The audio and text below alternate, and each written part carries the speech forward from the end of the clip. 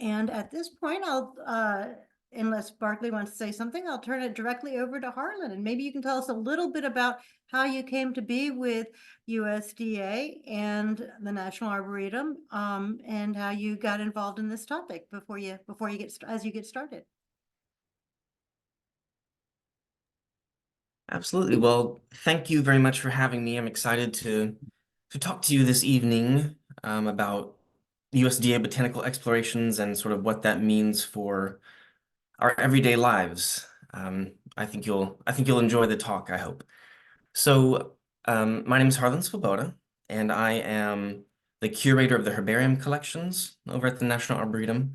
So we'll talk a little bit about that in the talk as well, but the herbarium collections are big collections of pressed, dried, preserved plant specimens that are used for research purposes and as a reference collection for identification, that sort of thing. I've always been very much into kind of the collecting in the museum side of things. Even when I was a kid, I would go out and collect rocks, in the garden and bring them home and put them on a little shelf in my bedroom and look at the different structures and shapes and shininess of it and stuff. And I'd always collect leaves and nuts and seeds and stuff like that. So I was always kind of like collecting things and always, um, kind of displaying them and making a little museum of my own. And so it's always been sort of in my blood, as it were. My my parents, when I was growing up, we always had uh, a vegetable garden at the house as well. So I was always outside. I was always playing in the dirt. Um, And so I think it kind of took hold from a very early age. And so as I, kind of progressed in my schooling and thinking about career paths, I was always very much drawn to biology. Um, Took various courses when I was in college and really had kind of a light bulb moment when I took my very first botany course at Stephen F. Austin State University in Texas, if anyone knows where that is. Um, and that was really kind of the beginning of my trajectory and got me to where I am today. So I have a bachelor's degree in biology from Stephen F. Austin, and then I moved on to an advanced degree. I have a PhD in plant systematics and taxonomy from Ohio University in Ohio. And then in 2018, I started as basically the curator of the herbarium collections at the National Arboretum through networking and kind of identifying a gap in expertise that the USDA had. They really had no curator for a very long time. And so things kind of just fell into place, and this is where I am today. And I'm excited to talk to you about some of the things that the USDA and the National Arboretum have done to kind of influence your life, even though you might not even know it yet. All right, so let's get started. There we go. So, as I mentioned before, I'm at the U.S. National Arboretum. We're part of the Agricultural Research Service, which is an agency within the U.S. Department of Agriculture. And I hope that a lot of you, maybe even all of you, are familiar with the National Arboretum. We're in Northeast Washington, D.C. We have 451 acres of green space in D.C. So we have uh, manicured public gardens, we have breeding plots, we have research fields, we have the National Bonsai and Penjing Museum, we have the National Capitol Columns. There's a lot of stuff happening at the National Arboretum. If you haven't visited, please do come and see us sometime. As I mentioned as well, I'm the curator of the herbarium collections here at the Arboretum. So we actually have two separate collections. We have the National Arboretum Herbarium, which is a collection of, like I said, pressed dried plant specimens are mounted on these big sheets of paper, and we kind of file them away as like a big archive or like a library of plant specimens. We also have the National Seed Herbarium that I curate, and that's a collection of little glass vials full of seeds and fruits. Some of them are in baggies. It's the same sort of thing where we're not keeping them alive. They're not viable seeds, but we dry them out, we preserve them, and they're used as a reference collection for a lot of different research purposes. The different agencies across the U.S. government will consult the collection as well if they're trying to identify an unknown seed that they found. APHIS, the Animal and Plant Health Inspection Service, uses our collection quite a bit. Customs and Border Protection uses it to try and identify unknown seeds and fruits. Just kind of a plug about the collection. About 3 years ago, in 2021, we digitized our entire National Arboretum herbarium. So we have 700,000 specimens tucked away at the National Arboretum, and we imaged all of them in 2021. So we have image files for everything. We have most of the what we would call metadata for all the specimens as well, like the name of the plant, who collected it, the date, where it was, that sort of thing. So it's not quite publicly available just yet, but that's what we're gearing up towards. So we're developing that portal, the online portal right now, so that anyone anywhere can access our collections without having to physically be at the National Arboretum. So as I said before, the Arboretum and my position falls under the Department of Agriculture, which was founded in 1862 by President Abraham Lincoln. And at the time, the mandate of the USDA was in part to procure, propagate, and distribute among the people new and valuable seeds and plants. And it's really this kind of core mission that is still central to pretty much everything that we do today within the Department of Agriculture.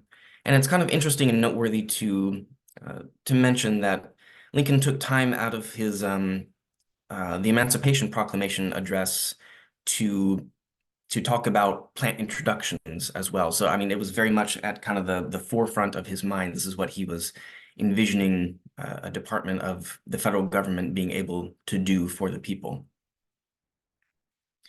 So in this talk, I'm going to go over a few different time periods, I guess, and also different botanical explorations that have occurred throughout the history of the USDA. So we're going to talk about some of the early explorers that were going out across the world looking for new and valuable plants to bring back. So we're talking about, like the 1890s to the 1930s about. We're going to go over a kind of a case study of coffee. In the 60s, one of our scientists was involved in that. There's a program called NACPEC, which we'll get into, of course. It's something that we're still involved in. And then the National Plant Germplasm System, which is kind of the day-to-day newest iteration of botanical exploration that the USDA is involved in. So to start us out with, I want to go over some of our early plant explorers. These would be people, some of these names might be familiar to you. And I should mention, I can't, of course, talk about everyone. These are just, I only have so much time to tell you about these incredible people. So can't talk about everyone, but these are kind of the main players kind of in the late 1800s, early 1900s. So David Fairchild, that might be a pretty familiar name to you. Frank Meyer, P.H. Dorset, Walter Swingle, E.W. Brandis, F.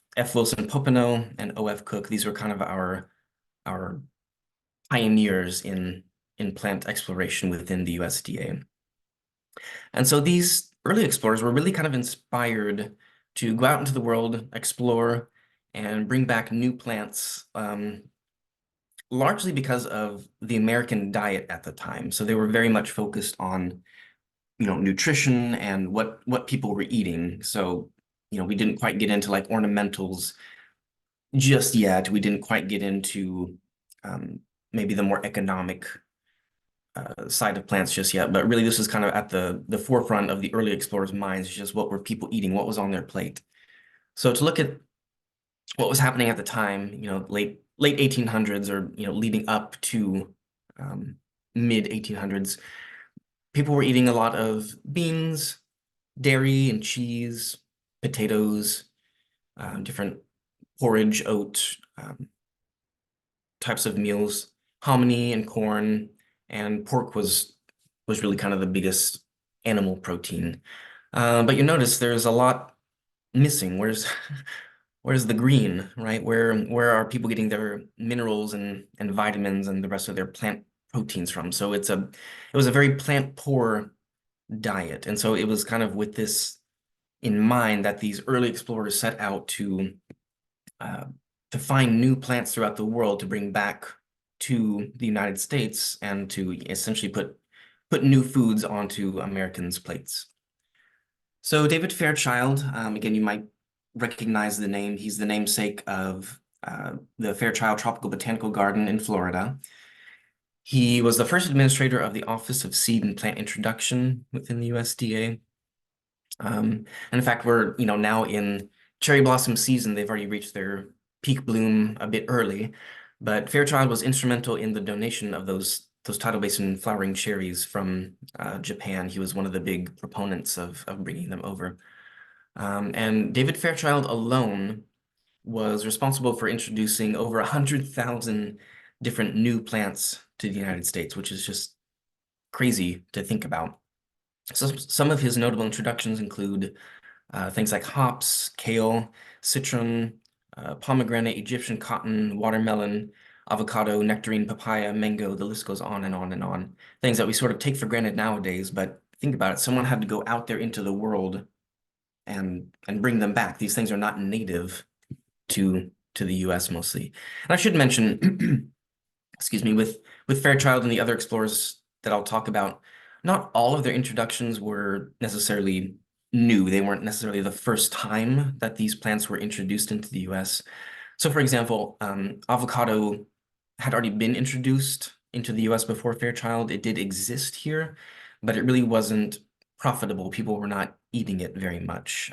It wasn't well known. So he would go out and find new, better cultivars or varieties of things like avocado or cotton or watermelon or whatever, and bring them back, and then it sort of caught on with people. P.H. Dorset, he was another early explorer. He was responsible for a lot of soybean introductions and a lot of improved germplasm. So I'm going to use the term germplasm during this talk quite a bit. So germplasm just means kind of genetic material, plant genetic material. So that could be things like seeds, fruits, or different cuttings that are used to, propagate new plants. He also imported or introduced a lot of improved cotton varieties into the US as well. Walter Swingle was a citrus breeder and a physiologist. In fact, if any of you like the Tangelo, he was the one that actually developed that fruit, which is kind of cool. He introduced dates, pistachios, and a lot of other things. He introduced a lot of new germplasm into the United States. Brandis, he was very much interested in sugarcane. So he primarily explored in Papua New Guinea and kind of the Oceania part of the world. And he was responsible for introducing at least 3,000 new selections and cultivars of sugarcane into the US. And then lastly, but certainly not least, we have Frank Meyer, and I'm going to spend a fair amount of time talking about him because he was a protege of David Fairchild, and he would go out basically into the wilds. He would explore parts of Asia mostly, and for years at a time, and bring back new novel plants that the American public had never ever seen before. And he's kind of responsible for the bulk of what we eat today. He's had a huge impact on Americans' lives and American agriculture. So some of his expeditions, he was exploring between about 1905 and 1918 when he died quite unexpectedly, suddenly on one of his Chinese expeditions. He was a Dutch immigrant, and he's responsible for introducing at least 2,500 introductions, which is, maybe not as many as like David Fairchild, for example, but the introductions that he did bring over were like truly remarkable. They've changed the course of our nation, basically. And so he was very much kind of meant for this type of life. He would often write things like this: "Traveling and wandering are the only things that interest me." He was very much okay with being out in the wild for years at a time, just kind of roughing it out there, finding new plants to bring back. Although, of course, it takes a toll over time. So he was really a prolific collector. In fact, in his first expedition, 1905, he sent back 20 tons of material. Yes, tons, 20 tons of material. So that would be things like seeds, fruits, cuttings, seedlings of different things. He would keep sending them back throughout his expedition, 20 tons of plant material that he sent back. So he received his directives mostly from David Fairchild, who was kind of getting older at the time, and so he was stationed in Washington, didn't do much exploring anymore. So you can see actually David Fairchild and Frank Meyer are up there in the top photo. And that's, excuse me, Fairchild's office in DC. And so Meyer was out there exploring, sending all this material back, and the picture on the left there is one of the many shipments that Meyer sent back to the U.S. So everything is packed up in these big wooden crates, and they get carted off to a steamer, which gets back to the the U.S. a couple months later. Just a very amazing person. So some of his introductions include things like soybeans. And again, as I mentioned before, so soybeans had already been introduced into the US before, but most of those varieties, most of those cultivars that were being used were not great. They probably had some drought tolerance issues. They might have been susceptible to North American pests and diseases. So a lot of what Frank Meyer was doing was going out into places where it was native, so like China and parts of Asia, and he would find wild populations of soybean and other things that were doing quite well there and send them back to see what would happen when they got back to the US. So he introduced a lot of different soybean varieties that we still use to this day. He was responsible for introducing apricots. Any of you that are apricot fans, you can thank Frank Meyer. He introduced a lot of pears as well. There's a lot of different varieties of pears out there. He was very interested in one in particular. He and Fairchild, they they're very interested in calorie pear, Bradford pear. So not all introductions were good, right? So Fairchild and Meyer wanted to really use calorie pear as a rootstock for the existing pear industry. So kind of all the pears that existed within the US at the time were very susceptible to a disease called fire blight. And so they knew from other explorers that this calorie pear that was found in Asia was very much resistant to fire blight. So they were always out there scouring Asia, trying to find different populations of calorie pear to bring them back to essentially, the hope was to save the pear industry that existed at the time. And in fact, it was so important to Meyer, especially that on his last expedition, he packed up 5,000 pounds of rootstock and fruits of calorie pear that were bound for the US. And it's most of that set right there in the 1918 crate that he sent back that are the basis for most of the current populations that are currently in the US. Now, of course, calorie pear is very nasty invasive. So again, not all the introductions were good, good intentions, but of course, in a lot of states, it's banned to sell and buy them, that sort of thing. It's caused a lot of ecological harm, but sometimes this is what happens with exploring overseas. Frank Meyer is also the namesake of the Meyer lemon. So those of you out there that love Meyer lemon, you have Frank Meyer to thank for that. And it's kind of apropos. So he really didn't realize what he had at the time, which I guess is true for a lot of the stuff that he imported back to the US.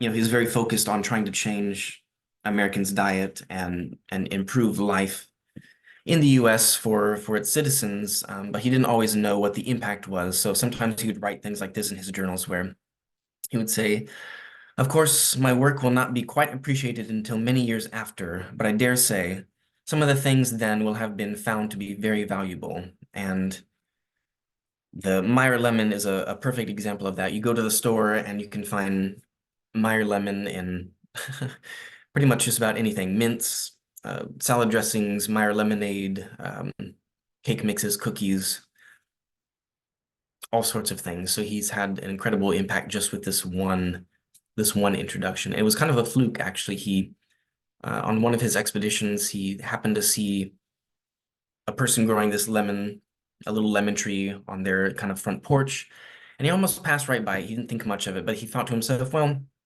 okay, while I'm here, it's got these big, bright yellow lemons on it. Maybe I'll take a couple because, why not? And send them back to the US and see what happens. And, lo and behold, it didn't quite take off right away. He sent them back and there were some problems in the beginning.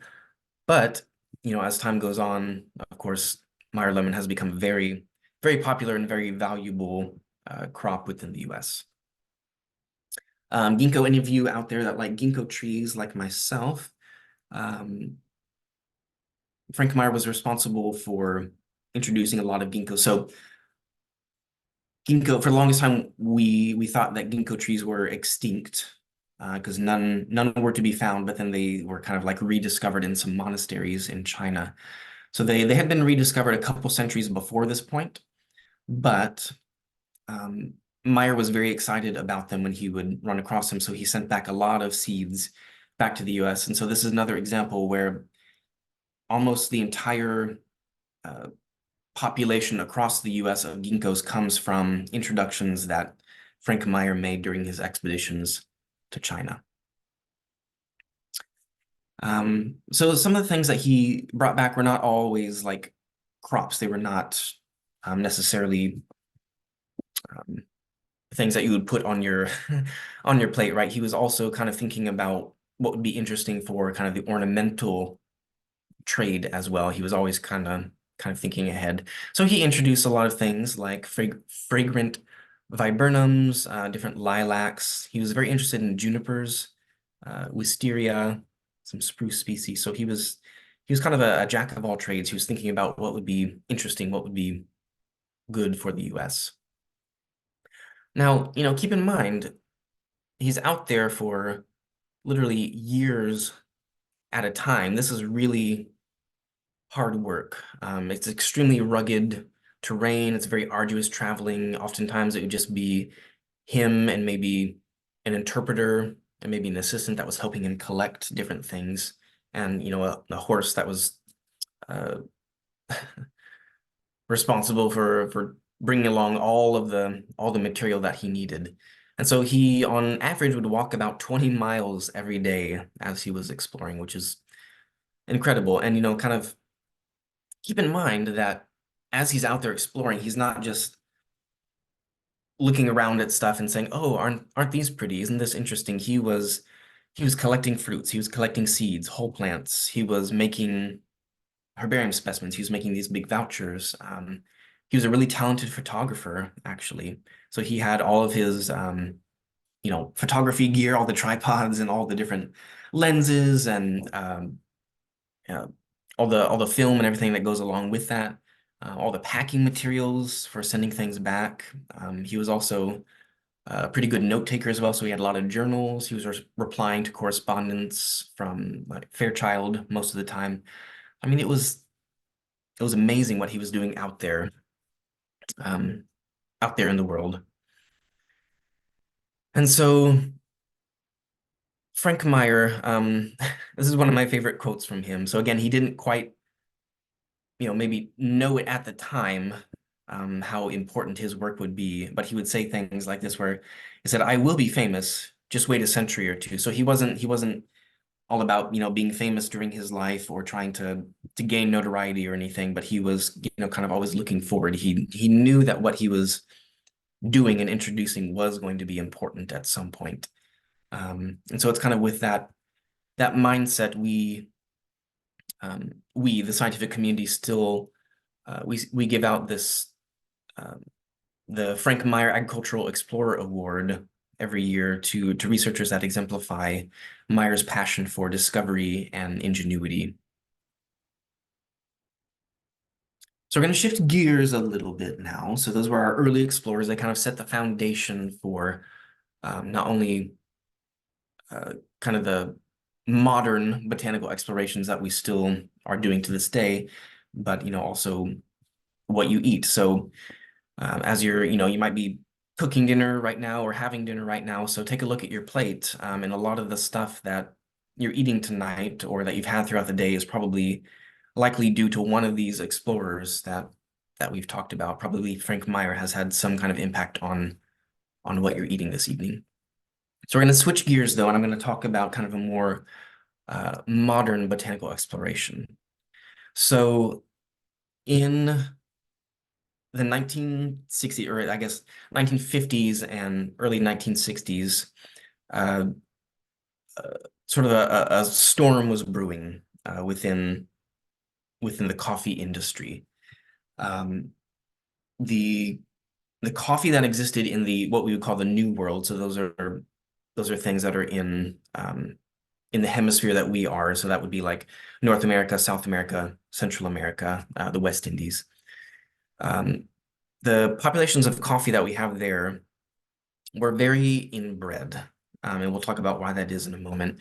But they're very susceptible to disease. They were inbred. They were starting to fail, basically. And not to put too fine a point on it, but literally the coffee industry in the New World was literally collapsing. It was about to implode because there just wasn't enough genetic diversity within those coffee plants to make them drought resistant or resistant to pests or that sort of thing. And part of that is because of the nature of coffee as it exists in the world today. So coffee, or coffea, is native to parts of Africa and the Middle East, and Ethiopia is kind of the center of diversity in Eastern Africa. So in the 1620s, we're going back a bit now. So in the 1620s, just a couple plants of coffee were smuggled out of Yemen from Ethiopia, because it was at the time, I mean, this was sort of like, an empire maker kind of thing. Coffee was so important that the Sultan had a very strict, no outsiders could access coffee at all. They had to control it all. But basically, like 2 or 3 plants were smuggled out of Ethiopia into Yemen in the 1620s. They finally made their way into Amsterdam. They got to Paris, and then from there to Martinique. And then from there, it kind of got distributed out into the different parts of what we would call the New World. So all throughout South America, Central America, the West Indies. So, when you think of coffee like Colombian coffee or Jamaican coffee or, Brazilian coffee, coffee is not really supposed to be there. It came from Ethiopia and Yemen, and it just happens to do very well in that part of the world. But think about it. You have all of these coffee plants, millions of individual plants in the New World that came from basically like 2 or 3 original plants. So they've been bred back and forth over and over and over again. And that's why we had a lot of problems with disease resistance, drought resistance. They were too inbred. They weren't doing what they were supposed to do. And just to kind of put that in perspective, this is what was at stake. Now this is based on 2022 data, but you can imagine it's kind of the same idea in the 50s and 60s. So, the coffee industry is valued at more than $110 billion worldwide currently.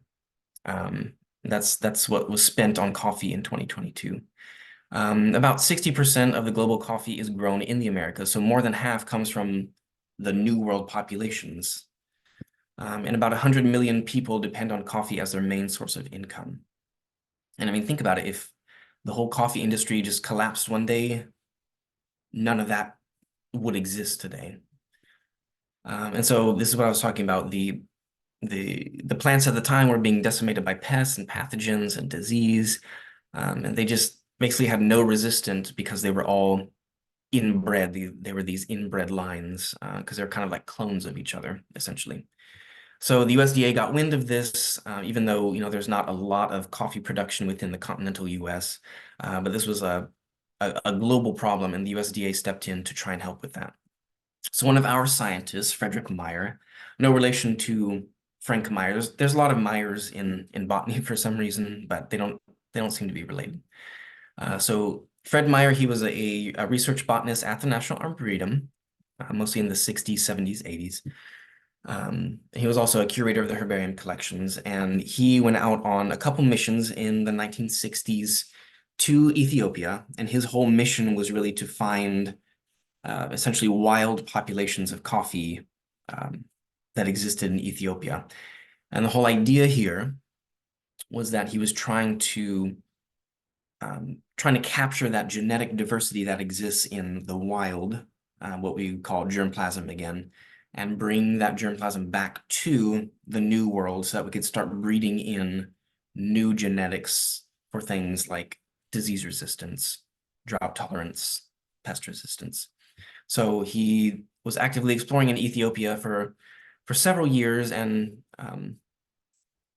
one thing that he was doing, he wasn't just out there kind of all alone and just snatching up coffee plants and bringing them back, but he was actively engaging with the Ethiopian people and asking them, tell me about how you farm coffee, what works well, what kind of varieties work well with this kind of soil. So he'd go out to the different farms and plantations and see how they were doing things and collect the coffee cherries, as they're called, from these plants to send back with kind of, the knowledge of, oh, this is useful for this kind of purpose.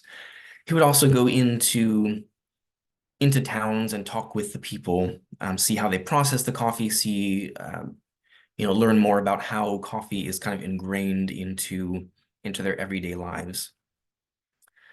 And at the same time, he was collecting, he was vouchering everything that he was doing. So we have all of his coffee vouchers, these big specimens of coffee plants that he was collecting and bringing back to the New World and to the US for distribution. We have all these specimens in the herbarium that I curate.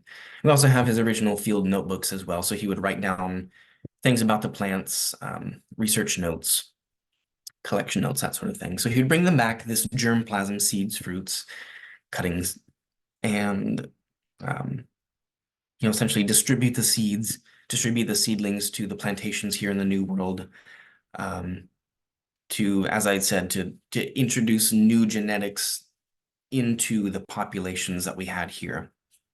So if you had coffee this morning, or you're going to have coffee tomorrow morning, think about Fred Meyer and the impact that he's had on your life, but also kind of the coffee industry as a whole.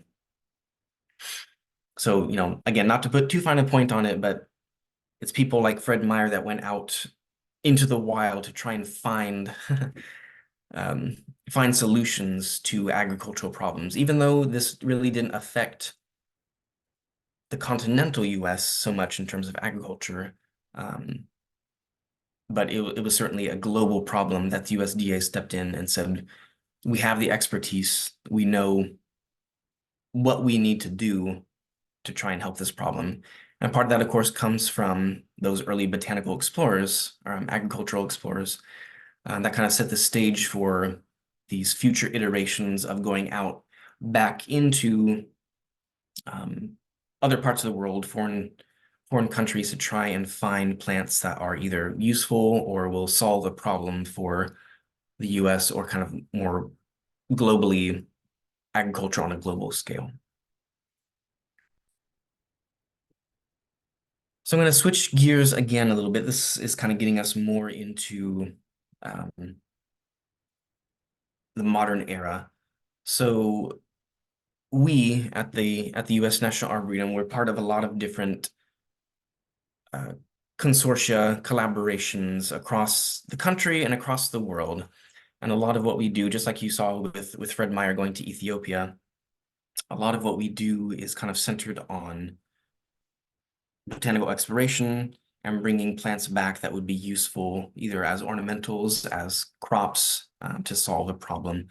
And so in the early 1990s, the National Arboretum, along with some other collaborators, including the Morton Arboretum, the Arnold Arboretum, Morris Arboretum, the Holden Arboretum, Longwood Gardens, and the University of British Columbia.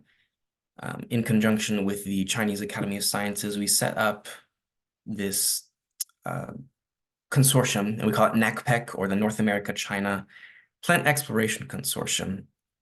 And the whole idea behind this, the whole mission really includes a few different things. So one, we want to broaden the genetic pool of plants that are already in cultivation. So again, we have, we, the American people have been cultivating plants for hundreds of years, basically, but we're trying to kind of broaden what that genetic makeup looks like, because sometimes, you get these inbred lines, things don't work as well as they should. So we're trying to broaden that genetic diversity with the plants that already exist here in the US. And we'll talk about some examples of this in a moment. Two, also, we're trying to select new ornamentals. So things that really don't grow in the US at the moment, but do really well elsewhere in the world, and they're very popular. Finding those things, bringing them back to see if they'll kind of catch on in the US. Also conserving rare species, right? So we have rare species here in the US that we're working on, but also on a bigger picture kind of scale, we're helping other countries to conserve their rare species as well. So one of the nice things about much of North America and China is that we have a very kind of similar climate. So a lot of the stuff that will grow in China will grow pretty well in certain parts of North America as well. So there are, this can be a good or a bad thing. This is, sometimes how we get some of our invasive species, because it's like, okay, it grows pretty well in China, wisteria or Callery pear or, whatever the case may be, miscanthus, and we bring it back to the US and it's like, oh, yep, it grows well here too, and now it doesn't have these kind of natural checks on it. So not everything is great, as we discovered with like Callery pear. But we can grow like rare species from China or other parts of Asia, bring them back to the US, grow them here as kind of like a backup as well. And then also just kind of collaborating between our institutions and our countries. And so starting in 1993 on up to the present, we're still doing these expeditions to this day, by the way. But starting in 1993, this group of institutions from North America would travel to China most of the time and do explorations within the country, looking for new plants, looking for things that might help American agriculture or the American ornamental nursery trade. So this is not a complete list. There have been other expeditions since 2010. This is kind of an older report, but it kind of gives you a sense of where in China the different explorations have occurred over time. And so most of the expeditions have been kind of exploratory in nature. So what I mean by that is there isn't necessarily a one goal that they're trying to get to for the expedition. So sometimes they go to China and try and see what grows well, see what might work, send some seeds and cuttings back that might work well in North America, just kind of doing an exploratory sort of mission.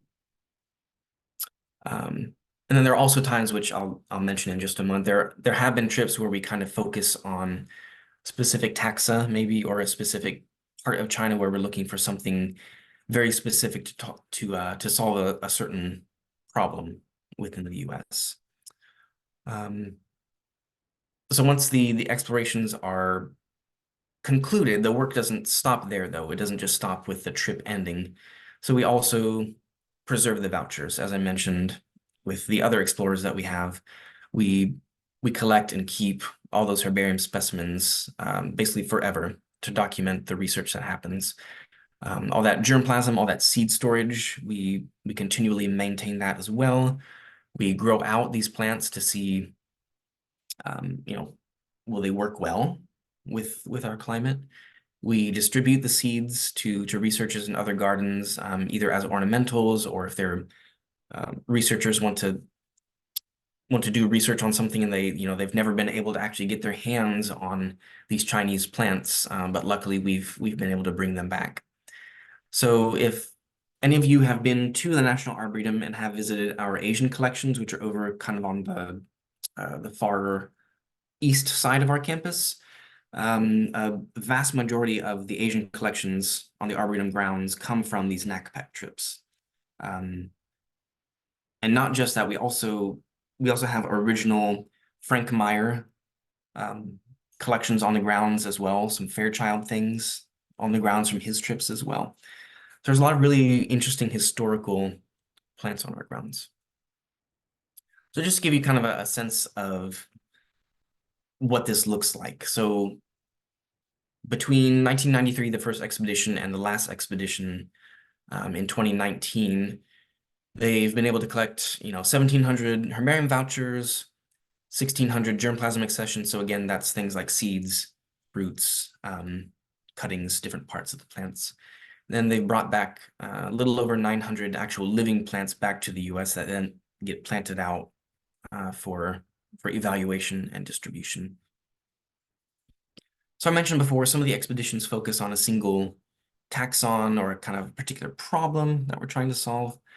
And so this is one of those. There was an expedition, one of the years was to go look for Chinese hemlock, so Suga, you might be familiar. We do have some Suga species here in the US, but there's a problem with those. So people like hemlocks in the US. They're very nice trees. They have a lot of really good qualities, but there's kind of this problem. There's this what we call like a genetic bottleneck kind of. And part of that is because basically the entire US population comes from a single plant that was introduced in 1910. And so again, think about the coffee example. You have all of these inbred plants, these kind of like clones of each other. So if there's a problem with one, there's a problem with all of them. So disease problems, drought issues. And one thing that was really kind of devastating and still is, it's still very much a problem.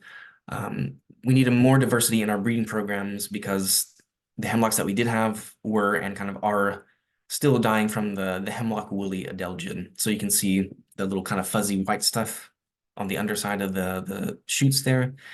Those are the adelgids, and they really can wipe out entire populations. So part of this particular trip was to go to China and find native populations of the Chinese hemlock, bring them back and use that germplasm, those genes, and use them in breeding programs. And it has really paid off. So here at the Arboretum, we have been able to develop and release 2 hemlock woolly adelgid resistant hemlock trees from our program. These are hybrids. They are, so crossroad that you see on the left there is a cross between Chinensis, which is the Chinese hemlock, and our native, I think it's Caroliniana. But anyway, the Chinensis that made Crossroad was from a NACPAC collection. And Traveler that you see there, the Chinensis parent was actually a plant that we discovered in David Fairchild's garden. His home is in like Chevy Chase area in Maryland. And so we found this hemlock in his kind of like personal collection that we didn't really know about. So we were able to use that one and breed it into the into our breeding program. So the last little portion of the talk that I'm going to go over today, this is kind of the apex. This is the culmination of all the stuff that we've talked about up to this point. Those early explorers kind of set the stage for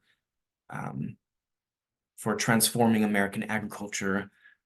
Fred Meyer with his coffee expeditions to save the industry, the NACPAC expeditions that are still going on today to foster collaborations and bring back new germplasm into the US. The United States National Plant Germplasm System is kind of the it's kind of the epitome of all this stuff that we've talked about so far. So the National Plant Germplasm System is a network. It is a system of all these different, what we would call repositories around the country. And each one is kind of responsible for different plant groups. So, for example, the Ames, Iowa station is responsible for things like corn and soybean and kind of the more traditional hardy crop kind of things. Corvallis, Oregon is responsible for things like cranberry, strawberry, blueberries, huckleberries, that kind of thing. The Miami station is responsible for most of our kind of tropical types of things. That would include coffee and mango and that sort of thing. So part of this big system, and the National Arboretum is very much an integral part of that. And so we have 30 sites across the country. They're mostly USDA entities and also research institutions. And oh yeah, here's some of the some of the different ones that kind of are responsible for different parts of our collection. And you know, a large part of this plant germplasm mission is to collect, right? So it's not just, we're not just holding on to seeds just for the sake of it. It's not like the Svalbard doomsday vault. It's not quite like that. We're not just kind of holding on to it just in case. We are actively conserving them. We're actively distributing them. We are giving them to researchers. We're trying to figure out new ways to store them, or new ways to regenerate them or propagate them. So really, the kind of at the core, the mission is to preserve plant crop genetic diversity for today and for tomorrow. So for example, some of our National Plant Germplasm System explorations across the world have included things like raspberries from Vietnam, pinto beans from Central America, excuse me, cabbage from Finland, soybean from Australia, helianthus sunflowers from Canada. You know, kind of the list goes on and on. All of these very, very important, very interesting plant groups that are very important to us now, that we had to, our scientists, explorers, had to go out, find, and bring back to the United States.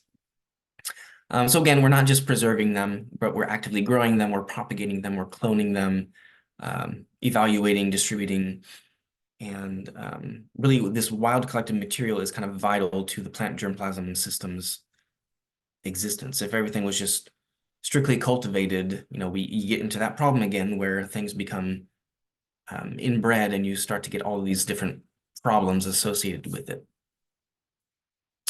And so just a, you know, kind of a final plug, the National Arboretum Herbarium that I curate preserves all of the vouchers from these different expeditions. So we do have specimens going all the way back to David Fairchild and Frank Meyer in the early or late 1800s, early 1900s.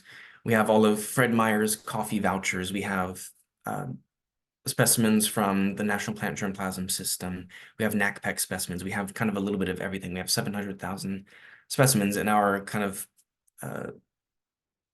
main directive is to preserve and document these exact sorts of things, to see, you know, what it was that was happening within the USDA historically, but also saving it for future generations to enjoy.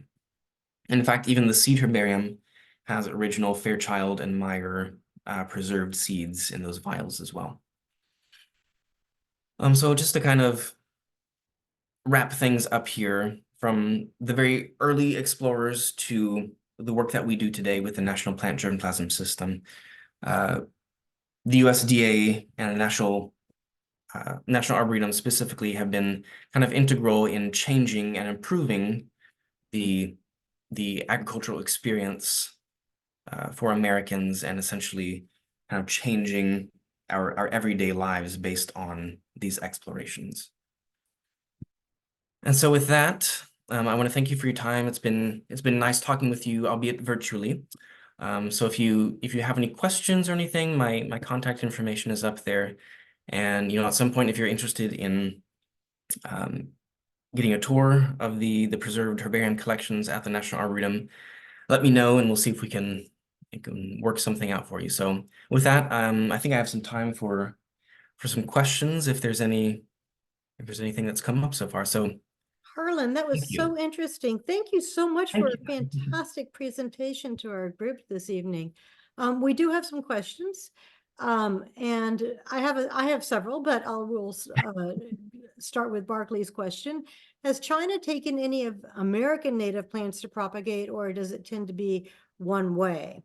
Oh, that's a great question. And I forgot to mention that. So um I would say most of the explorations or the expeditions that have occurred have been sort of one way. So it's been mostly North American institutions going to China uh, and bringing things back to North America. But there have been a couple instances where we've had Chinese scientists come to North America, especially like the southeastern U.S. Mhm. And bringing those plants back to China. So it does go both ways, but it is a little bit lopsided when you look at the the past explorations. Right. And Ed Aldrich has a question and he can unmute himself and ask. And while he's working on that, he did comment that China's 1,000-year plan includes a breeding program with bald cypress to deal with global warming related erosion. Hmm. So Ed, I don't know if you want to uh, unmute yourself and ask, but he did want to know if there is anything published related to Fred Meyer's adventures and how to get access to that. Do we need to go to the Arboretum and take a tour? Or you said it earlier it was online. I'm just not sure how to access it. Okay, I was having trouble finding a place to unmute myself. Oh. So, yes, I thank you very much for the presentation. It really was fascinating. Thank And you. I had a lot of things pop in my mind, particularly about the information that Fred Meyer brought back from Ethiopia Hmm. to benefit the coffee industry, because it seemed to go much beyond germplasm. It also involved ethnobotany and Right. local knowledge about variations Hmm. in various wild coffee plants. Hmm. And it is a huge industry of great importance. And I was wondering if there's anything published that would make good further reading. Do you know of any publication related to the cultivation of coffee that might be worth looking into? That is a really great question, Ed. And I unfortunately don't have a very satisfying answer. So I don't know exactly why this is the case, but for some reason there's not a whole lot of um, like information, especially published information about Fred Meyer's expeditions to Ethiopia and the whole um, coffee expeditions that he did. I don't really know why. We do have all of his journals and all of his, kind of original um, notes that he would take. We do have all of that in our archive at the Arboretum, but I don't know, for some reason or another, it's just never actually been kind of distilled into one place and published. Um, I don't know. Perhaps that has something to do with the nature of information about the coffee industry. Maybe Right, right, unwilling to share that in a right. broader way. But Mhm. it's just such a great story to promote the Arboretum and what it does, Mhm. that I certainly would love to read more about what the Arboretum does, and that would be a great example. If that was something that, that the Arboretum could sponsor or promote, I think that would be great, a story to share with everyone. Right, absolutely. And this is part of why I enjoy doing talks like this, because I get the chance to put this story out there, because it's kind of this little hidden gem kind of thing. And I don't know if it has anything to do with, like you said, if there's some kind of issues with um, coffee industry types of things, or ethical things that we can't publish certain parts of the story. I'm not sure.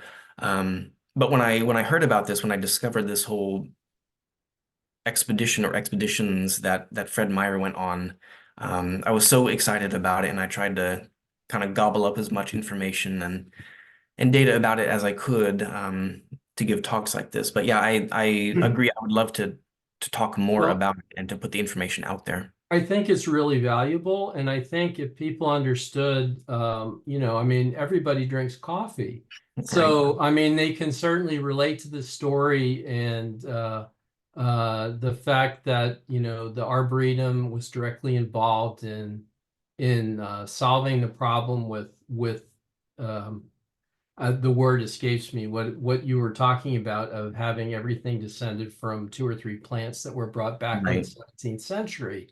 I Right. mean, that's a fascinating story. I'm sure people would love to read it. Hmm. Absolutely. I agree. Yeah. Yeah. I agree. That's fantastic, and we're so glad you're in your job and working to get more information.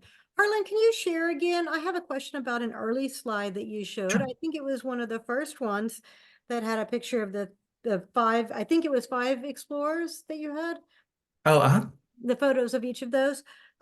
They looked to me to be all white males. Now, why did you pick, or were those the only people who were exploring at that time? I find that hard to believe.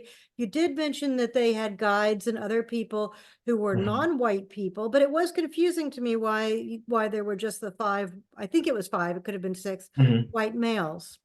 Yes. Um, right. Um, so at the time, so like late 1800s, early 1900s, um, the the USDA employees that were doing the bulk of the exploring at the time were white males. They dominated kind of the whole federal government at the time, really, and especially within the USDA. And I think part of that too is that it was what's the right word?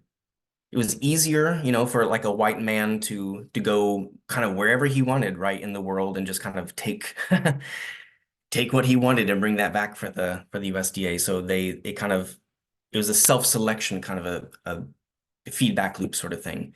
But you're right. So it wasn't just white men that were doing explorations at the time. There were certainly people like Alice Eastwood, who was at the California Academy of Sciences, Inez Mejia.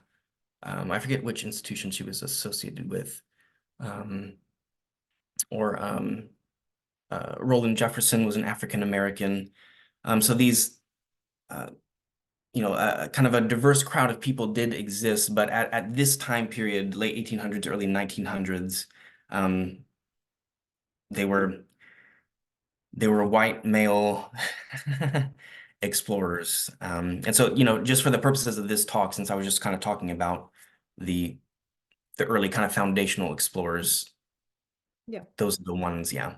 From the USDA perspective. And that Right. ties back a little bit to a comment that was made that uh that I think Barkley made, that the Plant Hunters, the book, was good, but it didn't mention any of the USDA explorers. So Mm, I think, you're presenting on the USDA right. explorers, but there were other Yeah, explorers yeah, at the absolutely, time. absolutely. Yeah. Hmm. So I had not realized that our diet was primarily meat and potatoes and beans Right. until these explorers went out and gathered vegetables and fruits. So I am delighted that they did that. So thank Right. you for educating us. I have another question, which is, you read about all these plant explorers and their adventures, and it's very exciting. Have you ever wanted to go yourself on an adventure and collect samples, or is it something that you prefer to curate in your current role at USDA? Um, so there is a part of me that kind of likes the exploratory side of things. But I will admit, just between us, that I sort of am very much more comfortable in kind of the curatorial role. Um, I like my dead plants. I like to be in this climate controlled room where everything is nice and orderly and everything has a spot, and I get to do all my little museum type things. So I feel like I'm very much um, sort of made more for the archiving side of things rather than being an explorer that's out there in the world. So I'll leave that to the actual explorers, I guess.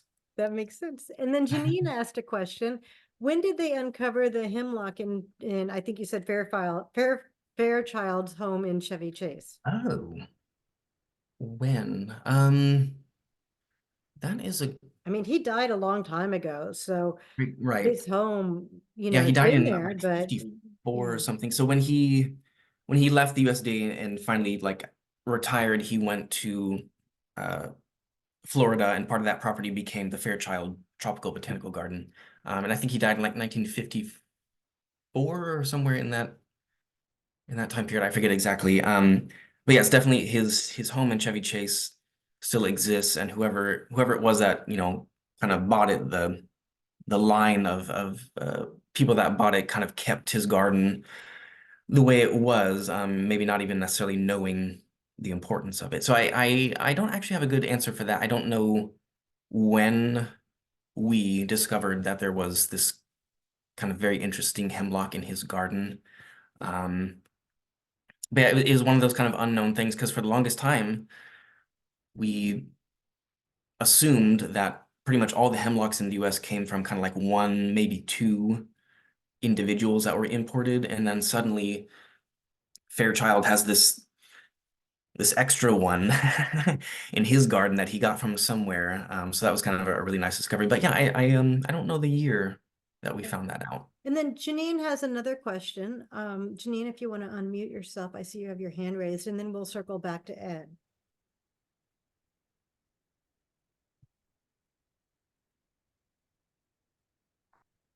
So Janine, if you need trouble unmuting, it's typically in the bottom left corner, and you can just click on that microphone button and the mute goes off. No, I had to shut something else off. I was curious. I would love a tour, or if you had a map, going to the Arboretum and telling stories, even of where Myers or these other Franklin plants are, even if they've disappeared, but how they grouped them and, Okay. what they found, they ended up ripping it out and put roses in. I don't know. Right. That would be really fun. Yeah, that's actually a really good that's a really good idea. I don't know that we have anything that exists like that currently, but that would be very interesting for a lot of people, I think, to uh to be able to see Fairchild or Myers plants that are still out there in the landscape. Yeah, that's a really good idea. I like Thank you. that. Thank you, Janine. And then Ed, I know you had another question if you can want to come on. Yes. So you showed us you had a couple slides about the Chinese hemlock, and I think one of them showed what looked like woolly adelgid. And I was curious about that whole issue with hemlocks and woolly adelgid and what the arboretum might be involved in terms of research related to that pathogen. Are the Chinese hemlocks resistant to woolly adelgid? And I know very little except that that this pest, which I guess has been imported, has been really devastating to hemlocks in the U.S. Right. So I'm just curious about that issue. Yeah, that's a good question. So I'll start by saying the research staff at the Arboretum, we're not actively researching the adelgid itself, that organism. So we leave that to our kind of like other labs that focus on the pathogen side of things. But what we're doing at the Arboretum, we are trying to develop hemlock woolly adelgid resistant hemlocks. And part of that is this breeding program that incorporates the Chinese hemlock, which is resistant to the adelgid. So the whole idea there is it's almost kind of like the chestnut almost. So we've been trying to work on chestnuts. The chestnut blight really decimated, the entire chestnut population in the U.S. Trying to figure out a way to get over that. And part of what we've been doing, similar to the chestnuts with our hemlocks, is trying to breed in those resistance genes, which comes from the Chinese hemlock. So that's what we've been doing. We've released Traveler and Crossroads, those two cultivars that I showed kind of toward the end. Those are hemlock woolly adelgid resistant hemlocks, and those are hybrids between our native hemlocks and the Chinese hemlock, which has the resistance genes. And so those are the very first two that have been developed that are shown to be resistant to the adelgid pest. Great, thank you. Mm-hmm.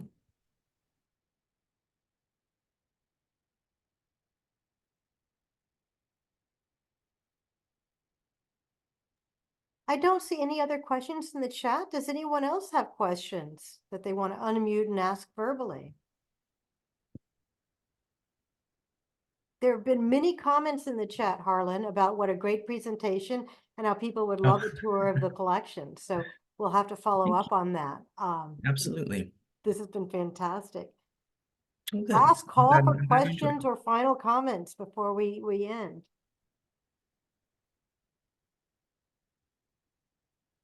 All right.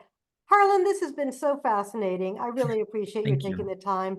And I will send you the link to the recording once I get that done. And I really appreciate everybody's participation and attention tonight. Thank you. All right. Thank you, everyone.